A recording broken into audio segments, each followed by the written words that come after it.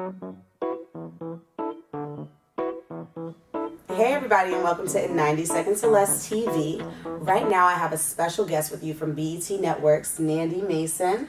She is the talent manager here at BET, and right now basically what I just want to get from you is some insight. First, why did you choose this career path? Like, was this something that you always wanted to do, or did you have another calling, or what was it? Sure. So when I started, I initially interned, and I interned for news. Okay. I went back to college, finished school a little early, a lot of early actually, and then, moved to New York in pursuit of a career in entertainment.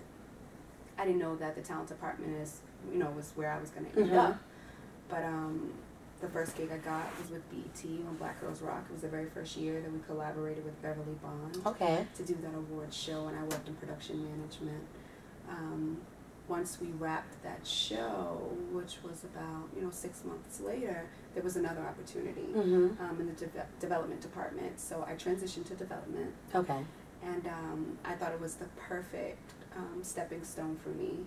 So I went from production associate to coordinator, and it gave me the opportunity to kind of find out how our programming works from inception to completion. So it was pretty awesome, the whole green light process, the pitching process, and I was there for a few months, and then another opportunity opened up, and that's how I got to the talent department. Now, talent department seemed to suit me best because I've always been interested in music and dance and all those things. So this would give me an opportunity to be in the forefront, dealing with all the people who actually come from those walks of life. So it was a perfect place for me to end up. I didn't know growing up though that she's like, I'm going to be a talent manager. Yeah, I had no idea that even existed, and I didn't understand the machine called television. So it worked out. Well, that's really good. That's really good. I mean, it seems like it was, a lot of growth. Like BET provided you with a place that you could grow. Oh, absolutely. And which is great. Absolutely. And you were able to see those opportunities and really go for them. But that makes it seem like you've been doing this for forever. So how long have you been working at BET? What is what's the timeline for something like this? I know everyone's path obviously is different. Oh, sure. But how was it for you? Okay, so at the end of June 2014, that'll make 4 years that I've been in the entertainment industry and working with BET specifically. Nice. Yes. That's really dope. So how old are you? Do you mind telling? I mean, I know it's a female thing. We want to keep it. No, I'm just kidding. I actually just had a birthday. I'm 26. Happy belated. Happy belated. Thank yes. you. Well, I mean, you've achieved a lot so far, and to be so young, that's a great accomplishment. Now, I know that you're not just, you're not just the talent manager. You do so much more, and you have a mission that you want to do while still working at BET in terms of helping others and making sure that they're able to find their path in the company. So how are you able to balance that with where you're still, trying to get to certain points in your life, but you're still bringing others along for the ride? How does that work out for you? Well, it's actually been pretty easy to balance because I think giving and taking, they go hand in hand, right? So in order for you to move forward, you have to also be able to reach back and pull someone else forward as well. So every time I take a step forward, my goal is to always look back and, kind of bridge a gap for somebody else. Definitely. Because I think it's a revolving door. That's how it happens. Everybody grows. You can't just grow alone. She said it, not me. Look, it's not just me, guys. So that's awesome. Let's get into what the people watching really want to know. Okay. Now, you're basically in charge of who we get to see on TV. What is it that you're looking for when you're scouting for talent, or when the department is scouting for talent? What are those things that they're really trying to see in someone? Okay, so just to be clear, what my job consists of is booking talent for, a lot of our programming on the network, and that's established talent primarily. And handling their logistics, having creative meetings with our other departments, like interfacing with all the other departments to make sure that everything is straight for talent. Right.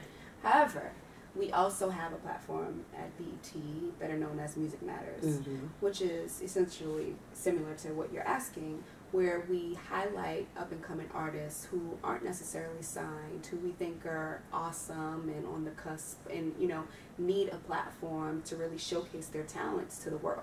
Right. So I do take part in that as well. Okay. So to answer your question, when we're looking for talent, I think we do a great job here of kind of keeping our ears to the street, right? We got to know who's hot, who's bubbling, you know, and we kind of have to move with the times, Mm-hmm. right? Because a lot of people are indie these days. A lot of people have unique sounds, Yes. a lot of different lanes, and in order to be the best, you got to be current. So I think we look for people, I specifically, because I sit on YouTube sometime and I'm looking at covers and I'm finding talent that way, and I'm like, oh, this person is dope. Right. We should absolutely get in business with them, you know. And I look for passion, really. I look for hard work as well. It's very easy, I think, to detect or determine who's working and who's not. Some people are just naturally gifted, Yes. and that's amazing. But that's only part of the you know, the journey. Like, you have to balance, you know, talent and great work ethic, impeccable work ethic to thrive in the industry. So we look at that. We look at their following, their Okay. social media following. You know, this person has legs already, you Right. know, or how much of them do you have to carry? Exactly. And that's essentially how I look for new cool talent. New you know, cool. and not just musicians, but we have cool segments that highlight fashion stylists, Okay. makeup artists. So it's people from all different walks of life. We also sometimes have experts on, so like doctors, not just music based. You know, That's but I really think good. all across the board, no matter which genre you're looking at or walk of life rather, the same rules apply. Right. There's a process. Exactly. You know? Now, do you find that, I know you said you have to stay current, do you find that social media makes it easier for you to scout for new talent, or does it make it harder? Because it's not just Facebook anymore, it's not just YouTube anymore. Mm-hmm. There's Vimeo, there's Vivo, there's everything else, like, you know, Instagram, there's Vine, and I mean, I know you can only get so much from 7 seconds, but that could lead you somewhere else And to it has, look for other people, you know? Absolutely. Yeah, so I think that social media absolutely helps. Okay. You know, because we may not know about the showcase that's happening in Cincinnati, Right. all the way here in New York, but because of the social media, we're able to tap into those things. You know, Right. and sometimes things that might not cross our radar naturally, you know, sometimes we're in earshot of, I'm like, oh,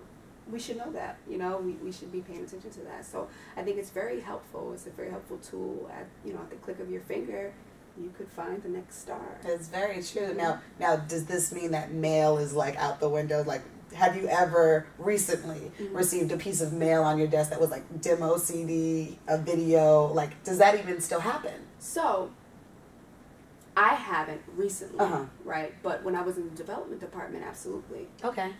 A lot of people rely on that, and we expect that because we have forms and different things that need to be signed. But in terms of talent who's pitching themselves, Right.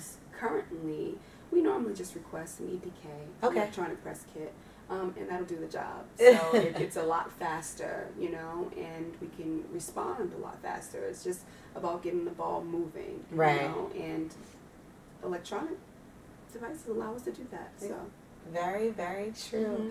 Mm-hmm. So you said something about like the talent. You want something that kind of already has a following, something that's already buzzing. Mm-hmm. Are there ever times where you find a talented person out there on your social media search where they don't really have a great following, but something about them really draws you to them that makes you kind of want to push for them? And what do you do with that type of person? Do you advocate for them to the rest of the team to try and see what we can do with them? Or do you reach out to them and say, hey, you're on our radar, we would like you to do X, Y, and Z, or have you done this? Do you have any performance reels or things like that? So what is, kind of give me an idea of what the total package is that you're looking for when scouting. Okay, so that question is twofold. Right, it is. But to be clear, it's great if talent has their own following. Mm-hmm. It's awesome because we know that they are definitely buzzing in the streets already, you know. But it's not a requirement. Okay. Right? It's just an added bonus, like the icing on the cake. Right. Yeah, so there are times where I've called people, and this is sometimes at BET and outside of BET, mm-hmm. for other functions. I'm like, hey, you know, let's see you do something on social. You know, let's put this out. Let's, you know, and you always offer advice, absolutely. And there are those people who are just amazing, and they don't have the access, you know, and they don't have the following. Right. But they are so amazing that you'd be a fool to pass on them, you know. So there are a lot of times that in that office we're running into each other's offices like, yo, did you hear this person? This person is hot, you know. And I think that's what makes the job special. That's good. You know, because we're able to look at those different things. It's just like a college application. Right. Right? It's great if you have super high SAT scores. Mm-hmm. But if you don't, that doesn't count you out. You know, so it's about being well-rounded. Thank you. Mm-hmm. I appreciate that. That was excellent. Thank you so much for taking this time and speaking with me and letting the people know exactly, giving them some insight basically into what it is that people in the industry are looking for. Yes. So that way they can really prepare themselves better That's right. for the Get future. into it. Teamwork makes the dream work, people. Okay? Absolutely. Get your social media game up, get some followers, but it doesn't matter. If you don't have that, it's fine. Just be talented. They appreciate you for that. Focused. Be focused. Any words of inspiration or encouragement that you want to give, just enlightenment to the people. Oh, absolutely. In terms of talent, Mm-hmm. I think, and even just those who are interested in entering into the industry, whether that be in front or behind the camera, Yeah. I think it's important to know who you are, Mm-hmm. know what you want, and really focus on your brand. You know, decide what it is that you want to do and find a job that works best for you and not the other way around. I think a lot of people enter into the industry and they have to conform, you know, or they feel like they have to conform, but you don't have to. You know what I mean? You find out what works best for you. And in terms of the artist, you know, I know a lot of artists come out and they emulate sounds.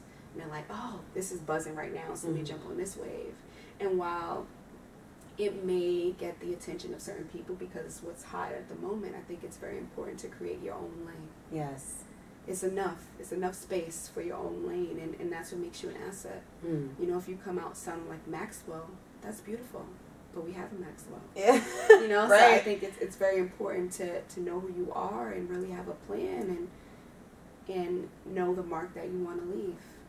It's easy. Yeah, but I think now we're seeing a whole wave of artists now that are kind of they have chosen their own lane. They're sticking to it and they're making a mark. And they are kicking Sam down Smith, the door. Disclosure. I mean, Macklemore was like the first one. There you go, independent artist with a Grammy. Like, okay, here we and go. Remember, even when Drake first came out, he was independent. Yes, for time. exactly. A lot of artists are going that route because they don't want to be boxed in. You don't have to be put in a box. Sky's the limit. And that's the truth. You know, there's so much that you can do. And it's up to you to actually take advantage of those opportunities, you know. But I think that some people drop the ball when they're not prepared. You know, I've come across quite a few artists who they weren't prepared. And I think you always have to be on your A game, be prepared, because when preparation meets opportunity, that's your moment. Right. You know, that's how, you know, Big Sean was able to get on with good music. Exactly. He was prepared, and it was an opportunity. But if there's an opportunity and you're not prepared, you can miss your blessing. Yo, okay? And ain't nobody got time for that. Ain't nobody got time for that. Add 10 more years to your life. Hone your craft, stay true to your dream. Focus. Yes. Just work hard. And be true to yourself. I feel like hard work beats talent any day. Boom. And I think that's a wrap. Yeah. All right. Thank you so much for sitting with me again, Nandy. I really do appreciate it.